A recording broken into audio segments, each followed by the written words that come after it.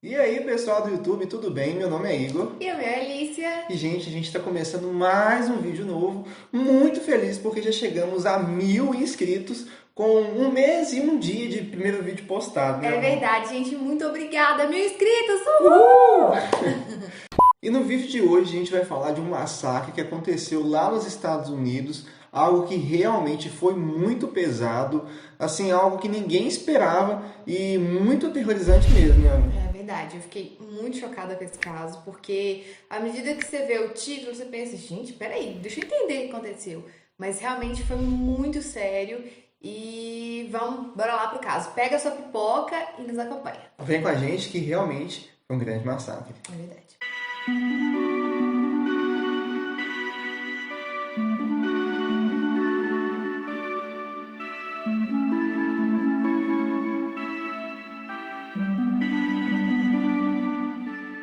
O ano é 1984. E o dia, 18 de julho. Essa data ficou conhecida como o Massacre do McDonald's. Foi um assassinato em massa que aconteceu em um dos restaurantes do McDonald's, na cidade de San Diego, no bairro San Isidro, na Califórnia, nos Estados Unidos. O autor do massacre, então, era o James Hubert, que na época tinha seus 41 anos. Ele nasceu dia 11 de outubro de 1952. Na sua infância, ele adquiriu poliomielite e por isso ele tinha uma dificuldade no andar que perdurou por sua vida toda. A sua infância foi marcada, né, porque ele foi morar com o pai, né, a mãe dele aparentemente não quis, né, criá-lo, ele foi criado pelo seu pai e ele era um garoto solitário. Relatos indicam que ele tinha, desde a sua infância, uma fixação por armas de fogo. Ele era formado em sociologia e em 1975 se casou com Etna, com quem ele teve 2 filhas. Anos mais tarde, o James se mudou para a cidade de Massillon com a sua esposa, ainda em Ohio. Nessa cidade ele trabalhou como agente funerário e muitas pessoas indicavam que o relacionamento dele com a sua esposa não era um relacionamento muito amigável. Eles viviam brigando e discutindo e existiam até uma certa familiaridade com a polícia. A polícia sempre estava visitando eles por causa de ocorrências, essas coisas, né? Além disso, devido a esse grande histórico, eles acabavam se mudando bastante. E em uma dessas mudanças, eles acabaram indo para o bairro San Isidro, como a gente já falou, que foi o bairro que aconteceu o massacre. Bom, pessoal, e no dia 15 de julho, então, de 1984, o ano da tragédia, o James, ele comenta então com a sua esposa Etna que ele achava que ele tinha algum problema mental.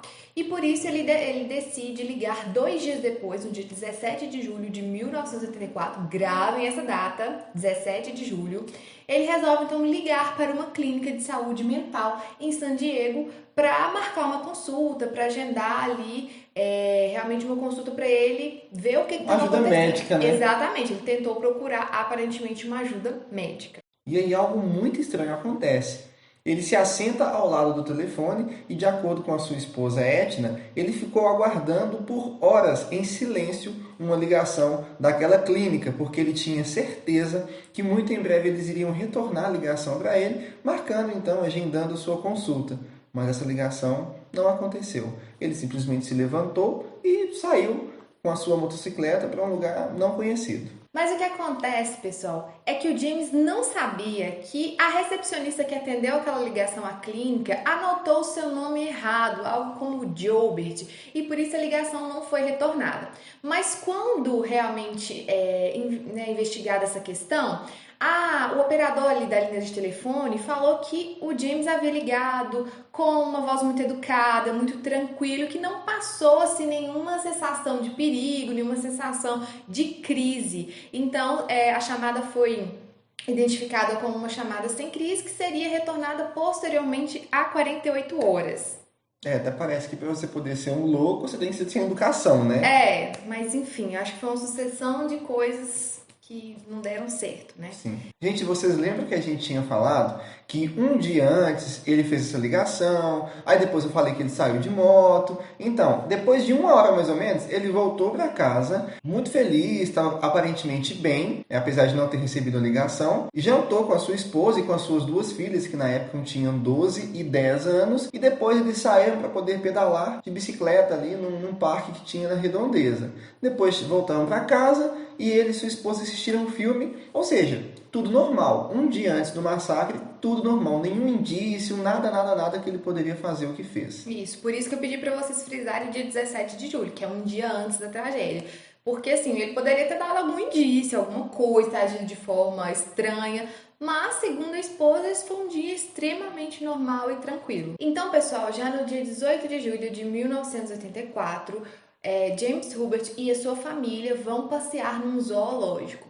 Nesse passeio, o James comenta para sua esposa Edna que a vida dele aparentemente havia acabado, principalmente porque ele não teve retorno quanto à clínica, quanto àquela ligação, então a vida dele já havia acabado. Ao final do passeio, eles foram almoçar num restaurante do McDonald's. Não foi no restaurante, tá, pessoal, que ocorreu a tragédia, foi num outro restaurante em San Diego, onde eles estavam passeando no zoológico. E nesse passeio, o James ele solta uma frase que depois, quando vocês forem procurar alguma coisa sobre o caso, é uma frase mais marcante, né, que realmente marcou todo mundo. Que ele disse o seguinte: a sociedade teve sua chance. Então ele se referia à chance que a sociedade teria, então, quando ele ligou procurando ajuda, mas ele não teve retorno. Como se isso justificasse, mas foi uma frase que realmente marcou este caso. A gente não sabe a cabeça dele, né? Mas talvez ele pode pensar que... Não tem como saber, mas às vezes ele pode ter pensado que se ele tivesse feito o tratamento com o médico, ele não faria o que fez. Mas nada que comprove, né, na realidade, que isso não aconteceria. Ele podia muito bem ainda fortalecer a sua vontade de fazer isso, pensando que, sei lá, coisa de pessoas que realmente estão precisando de uma ajuda médica, mas nada que comprove que ele não faria. E pouco tempo depois que eles voltaram desse passeio, o Hubert vestiu uma camisa marrom, uma calça camuflada, como se fosse de exército, assim, mais ou menos, e falou com a sua esposa que estaria saindo e que queria despedir dela. Pediu ela então um beijo de despedida. A Edna, sem entender muito bem, perguntou para onde que ele estava indo. Ele falou calmamente, tranquilo, que estava indo caçar humanos. Então, após ele se paramentar, né, vestir essas roupas, ele então saiu carregando uma arma e uma caixa de munição. Quando ele estava indo em direção à porta da sua casa, ele olhou para sua filha mais velha e disse: adeus, eu não voltarei. Segundo algumas testemunhas oculares, ele se dirigiu até o supermercado Big Bear, mas ali ele não fez muita coisa e logo depois foi até a agência dos Correios também, mas olhou e acabou que não fez nada demais e por fim foi até o McDonald's no bairro San Isidro e ali sim uma grande desgraça começou a acontecer. Então, após o James chegar no local, ele pediu para que todo mundo se abaixasse, deitasse no chão. Todo mundo obedeceu e ele então começou a atirar. Foram cerca de 77 minutos de grande tensão, tiroteio. E com isso a gente teve cerca de 21 pessoas mortas, 19 pessoas gravemente feridas e, segundo a análise de balística, o James naquele dia disparou cerca de 257 balas. E a polícia foi bem eficaz, porque cerca de apenas 10 minutos da primeira ligação, ela já estava se posicionando no restaurante correto e já fazendo a sua estratégia. A polícia estabeleceu um posto de 2 quadras e também colocou 175 policiais naquele serviço, naquele massacre. E além disso, tem até uma ligação, se vocês procurarem no YouTube, vocês vão encontrar, do policial falando: chama o SWAT, porque a tensão realmente era muito grande. Imagina você comum ali no seu dia a dia de policial, encontra um traficante, encontra um bandido, mas você não levanta da cama pensando que você vai encontrar uma chamada que é um massacre no McDonald's. Como James Hubert então estava atirando rapidamente e alternando entre as armas que ele estava utilizando, a polícia não sabia exatamente quantas pessoas tinham ali no local.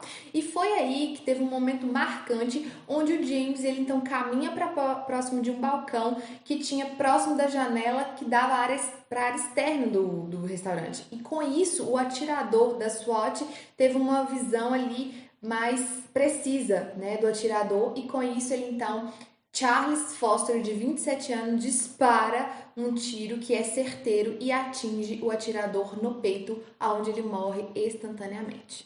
O bom é que a SWAT agiu de forma realmente determinante para conseguir resolver esse grande assassinato que estava acontecendo, né? Esse grande chacina. A gente não sabe se ele não tivesse acertado este assassino, o que poderia acontecer, quantas pessoas mais poderiam ser mortas. Gente, tem muita coisa na internet. A gente está trazendo aqui realmente um resumo de tudo o que aconteceu, mas se você tiver interesse em descobrir o que mais aconteceu, tem cenas muito fortes, eu já te adianto, se você tem algum gatilho, não entre, não pesquise muito, porque foi algo realmente assustador. A própria dona do McDonald's estava andando em direção ali aos policiais, toda suja assim de sangue, foi algo aterrorizante. Então, pessoal, o memorial foi construído no lote em frente, né, ao restaurante onde tudo aconteceu, e foram lá colocadas 21 hastes de granito, né, numa forma hexagonal.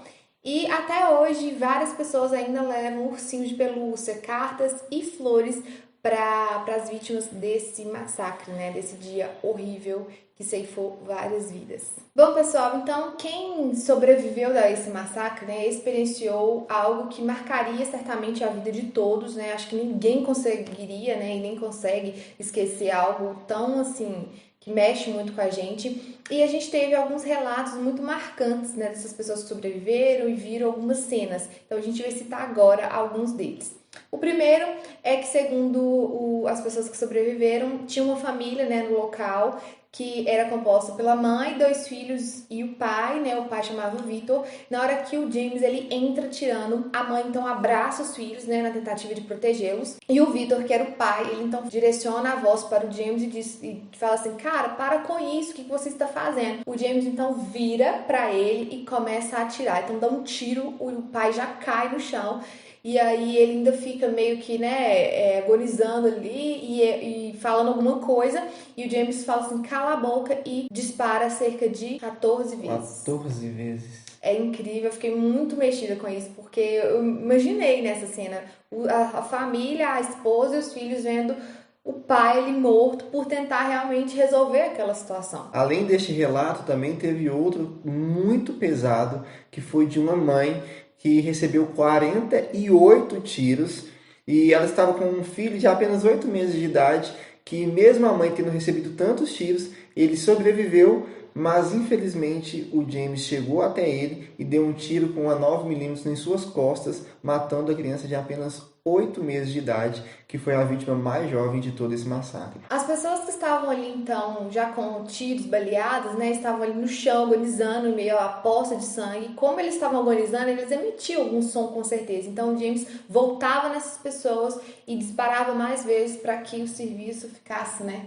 completo, né? Então, gente, de um absurdo. Eu acho que esses relatos, eu acho que o que mais me marcou nesse caso, porque a gente aqui contou a história toda, mas agora a gente está falando de quem viu, quem presenciou e realmente ficou marcado com todas essas cenas. Além disso, várias pessoas que tentavam fugir, o James corria atrás delas, tentava atirar em suas costas, e também tem alguns relatos de que ele perseguiu algumas pessoas até mesmo ali perto do estacionamento. E por fim, essas pessoas, principalmente que sobreviveram, a maioria delas eram cozinheiros, né, que estavam no fundo, então eles tiveram um tempinho, né, de perceber um pouco mais rápido essa situação, e elas esconderam numa salinha que ficava ao fundo, e elas ficaram ali bem quietinhas e conseguiram escapar.